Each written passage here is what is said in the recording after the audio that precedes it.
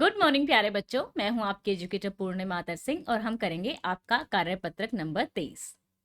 Subject आपका हिंदी है, कक्षा आपकी 10वीं है। प्यारे बच्चों, आइए एक अपठित गद्यांश का अभ्यास करते हैं। अपठित मतलब जो आपके किसी चैप्टर में से नहीं है, किसी पार्ट में से नहीं है। दैनिक जीवन में हम अनेक लोगों से मिलते हैं जो विभिन्न प्रकार के काम करते हैं। सड़क पर ठेला लगाने वाला, दूध वाला, नगर निगम का सफाई कर्मी, बस कंडक्टर, स्कूल अध्यापक, हमारा सहपाठी और ऐसे ही कई अन्य लोग। शिक्षा, वेतन, परंपरागत चलन और व्यवसाय की दृष्टि से ये सभी लोग अलग अलग स्तरों पर कार्य करते हैं। अलग अलग स्तर होता है इनका।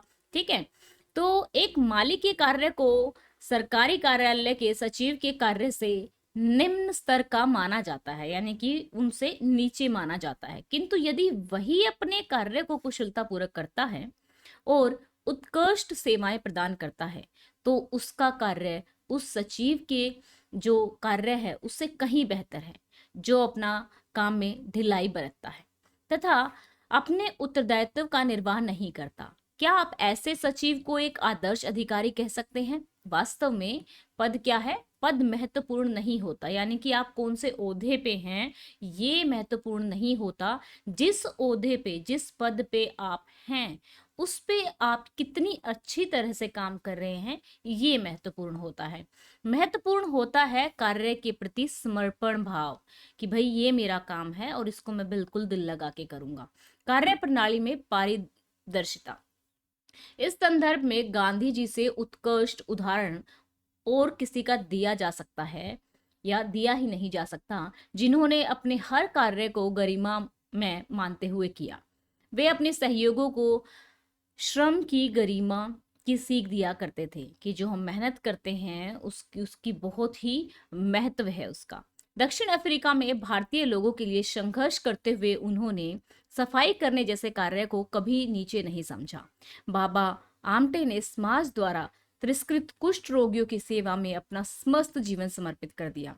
सुंदरलाल बहुगुणा ने अपने प्रसिद्ध चिपको आंदोलन के माध्यम से पेड़ों को संरक्षण प्रदान किया। Father Damien of Molokai, Martin Luther King और मदर टेरेसा जैसी महान आत्माओं ने इसी सत्य को ग्रहण किया। इनमें से किसी ने भी कोई सत्ता प्राप्त नहीं की, बल्कि अपने जन कल्याण, जनता के कल्याण के लिए जो कार्य किए से लोगों के दिल पर शासन किया।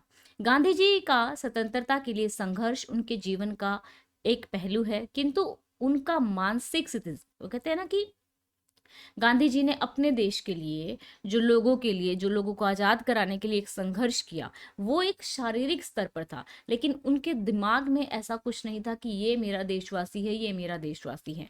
उनके लिए राष्ट्र, उनका जो मन था वो राष्ट्रीय सीमाओं में नहीं बंधा हुआ था। वो हर प्राणी को क्या मानते थे? ईश्वर का स्वरूप मानते थे। हर प्राणी में ईश्वर के दर्शन किया करते थे। यही कारण था कि किसी पंचायत तक के सदस्य नहीं बनने वाले गांधी जी की जब मृत्यु हुई तो अमेरिका का राष्ट्रीय ध्वज भी झुका दिया गया था। वो इतने महान थे। ठीक है, क्यों? क्योंकि वो एक राष्ट्र से संबंधित नहीं थे।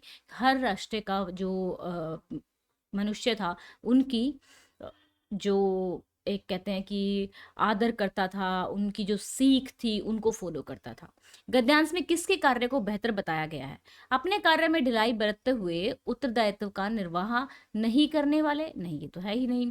अपने कार्य को कुशलता पूर्वक करते हुए उत्कृष्ट सेवाएं प्रदान करने वाले, अपने काम में टाल मटोल करने वाले, इनमें से नहीं। तो हमारा आंसर ये हो जाएगा। ठीक है, वास्तव में किसी अधिकारी के पद की अपेक्षा क्या महत्वपूर्ण होता है? ठीक है, उसका कार्य के प्रति उदासीन भाव नहीं। उदासीन भाव होता है कि उसको कुछ फर्क ही नहीं पड़ रहा है। ठीक है, अच्छा काम हो रहा है, बुरा काम हो रहा है। अपने पद की महत्ता दर्शाना, अपने पद की मतलब कि भाई मैं बड़े पद पे हूँ, उसके द्वारा अपने पद का भरपूर लाभ उठाना, उसके कार्य के प्रति समर्पण भाव और कार्य प्रणाली में पारदर्शिता। तो आंसर आ जाएगा घ। गांधी जी क्या सीख देते थे? धर्म की, श्रम की गरिमा की, अपनी विशिष्टता की, वंश की गरिमा की, श्रम की गरिमा की सीख दिया करते थे। चिपको आंदोलन में किसका संरक्षण किया गया है? चिपको आंदोलन में वृक्षों का संरक्षण किया गया है। आपके अनुसार अमेरिका का राष्ट्रध्वज गांधी जी की मृत्यु पर क्यों झुका था? और गद्यांश को हमें उचित शीर्षक देना है। तो चलिए इस क्वेश्चन को करते हैं आसानी से। बहुत आसान सा क्वेश्चन है, क्योंकि जो गांधी जी हैं यहाँ पे लिखा है गांधी जी सभी मनुष्यों में ईश्वर देखते थे, उनका मानसिक क्षितिज राष्ट्र की सीमाओं में नहीं बंधा हुआ था, इसीलिए सभी देश उनका सम्मान करते थे। अब है नेक्स्ट क्वेश्चन, गद्यांश का उचित शीर्षक यहाँ पर देना है। तो पद के प्रति समर्पण का महत्व, ठीक है, ये इसका उचित शीर्षक होगा। आप कोई और शीर्षक भी दे सकते हैं, शीर्षक अलग अलग हो सकता है, लेकिन पद के प्रति ही होना चाहिए, ठीक है। तो यहाँ पे हमारा हो गया है ये आज की वर्कशीट। आई होप सो आपको अच्छे से समझ में आई होगी, और अगर अच्छे से समझ में आई है तो वीडियो को लाइक कीजिए, और चैनल को अगर अभी तक सब्सक्राइब नहीं किया है तो चैनल को सब्सक्राइब कीजिएगा। Thank you, have a nice day, may God bless you. अच्छे से पढ़ते रहिए, आगे बढ़ते रहिए।